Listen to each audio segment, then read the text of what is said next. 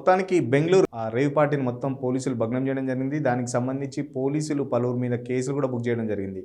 దీంట్లో 100కు మంది పైగా కేసులు బుక్ చేయడం జరిగింది.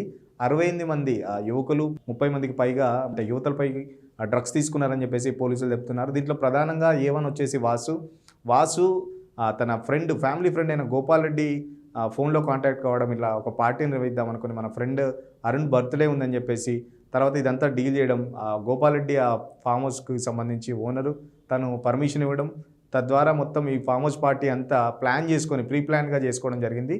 దీంట్లో ఇంకొకటి ఇంట్రెస్టింగ్ టాపిక్ ఏంటంటే హేమ వెళ్ళింది, పార్టీకి వెళ్ళింది, అక్కడ డ్రగ్స్ తీసుకుంది, అదంతా పోలీసులు కన్ఫర్మ్ చేశారు తర్వాత. కానీ హేమ మాత్రం ఒక వీడియో రిలీజ్ చేసింది. ఆ వీడియోని చాలామంది నమ్మారు. ఎందుకంటే హేమ నిజంగానే వెళ్ళలేదు కావచ్చు పాపం, ఎందుకంటే ఇరికిచ్చాలని, అంటే కొందరు ఇరికిచ్చేయాలని కావాలని చేశారేమో, దుష్ప్రచారం చేస్తున్నారేమో చాలామంది అనుకున్నారు. బట్ హేమ వెళ్ళింది. దానికి సంబంధించి మన దగ్గర ఆధారాలు కూడా ఉన్నాయి. హేమ వచ్చేసి 18 శనివారం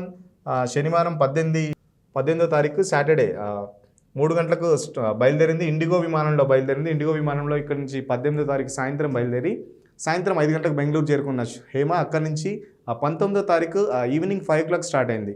evening sunset to sunrise అని రేవ్ పార్టీ నిర్వహించిన నిర్వాహకులు ఈవినింగ్ 5 o'clock స్టార్ట్ అయిన పార్టీ సండే 6 గంటల వరకు క్లోజ్ చేయాలనే ప్లాన్ ఉంది. బట్ సాయంత్రం అంటే 5 గంటలకు స్టార్ట్ అయిన పార్టీ రాత్రి 11 గంటల తర్వాత పోలీసులకు ఫోన్ వెళ్ళడం, అంటే అక్కడ స్థానికులు ఆ డీజే సౌండ్స్తో కానీ అంతా చాలా బాగా సౌండ్స్ పెట్టి వాళ్ళంతా డిస్టర్బ్ చేయడంతో పక్క వాళ్ళందరూ డయల్ 100 కాల్ చేయడం, వెంటనే పోలీసులు రావడం.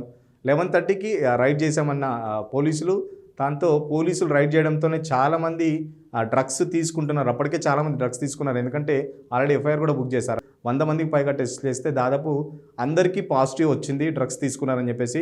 దీనికి సంబంధించి 6 పైన కూడా కేసులు బుక్ చేశారు. ఫామ్ హౌస్ ఓనర్ మీద A6 అని చెప్పేసి. ప్రధాన ముద్దాయిలు వచ్చేసి దీంట్లో ప్రధానంగా వాసు, అరుణ్, వాళ్ళు A1 A2గా ప్లస్ డ్రగ్ పెడ్లర్స్ ఎవరైతే వాళ్ళు ఉన్నారో వాళ్ళ మీద కూడా కేసులు బుక్ చేయడం జరిగింది. దీంట్లో ఇంట్రెస్టింగ్ వచ్చేసి మాత్రం మన తెలుగు ఇండస్ట్రీకి సంబంధించిన హేమ తను ఒక వీడియో చేయడం, తర్వాత ఒక వంట సంబంధించిన ఇంకో వీడియో, అది ఎప్పుడో చేసిన బిర్యానీ వీడియో కూడా షేర్ చేయడం జరిగింది. నేను లేను అని బుకాయించడం. తర్వాత పోలీసులు రివీల్ చేశారు.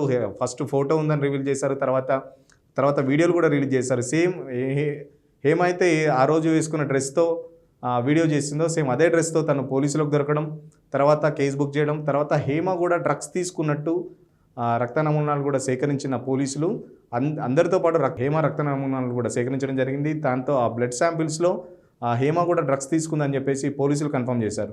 ఇప్పటికైతే హేమకు సంబంధించి కానీ లేకపోతే అంటే తెలుగు ఇండస్ట్రీకి సంబంధించి కానీ ఎవరు స్పందించలేదు. ఎందుకంటే హేమ గతంలో కూడా మూవీ ఆర్టిస్ట్ అసోసియేషన్లో కూడా పనిచేసింది. ఇప్పటివరకైతే తెలుగు ఇండస్ట్రీ నుంచి దీనికి సంబంధించి ఎలాంటి ప్రకటన కూడా చేయలేదు. చూద్దామంటే ఈ కేసు ఇంకా ఎలా ముందుకెళ్తుందని. పోనీ వీళ్ళకందరికీ అంటే ఓన్లీ కౌన్సిలింగ్ ఇచ్చి పంపిస్తారా లేకపోతే కేసులు బుక్ చేస్తారనేది మనం ముందు చూడాలి.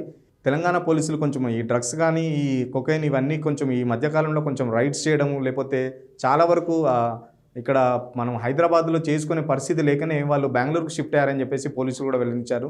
ఎందుకంటే హైదరాబాద్లో కొంచెం టైట్ సిచ్యువేషన్ ఉంది. ఇక్కడ పోలీసులు ఆర్డర్ పోలీసు కానీ లేకపోతే నార్కోటిక్ సిబ్బంది కానీ నార్కోటిక్ పోలీసులు ప్రత్యేక సెల్స్ కూడా పోలీసులు ఏర్పాటు చేయడం. ఎందుకంటే హైదరాబాద్ ఇమేజ్ని దెబ్బతీసే విధంగా చాలామంది ఇక్కడ డ్రగ్ పెడ్లర్స్ యూత్కి కానీ లేకపోతే సెలబ్రిటీస్ కానీ డ్రగ్స్ సేల్ చేయడం, చాలామంది దొరకడం సెలబ్రిటీస్లో గతంలో చూసాం.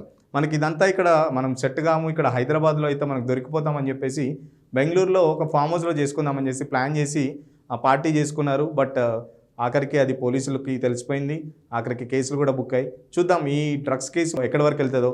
హైదరాబాద్లో లాగానే లేకపోతే సెలబ్రిటీలు ఉన్నారని చెప్పేసి వదిలేస్తారో, లేకపోతే ఇంకా పోలీసులు దీన్ని ఏ విధంగా ఫర్దర్ యాక్షన్ తీసుకుంటారనేది చాలా ఇంట్రెస్టింగ్గా మారింది. Straight into signal TV.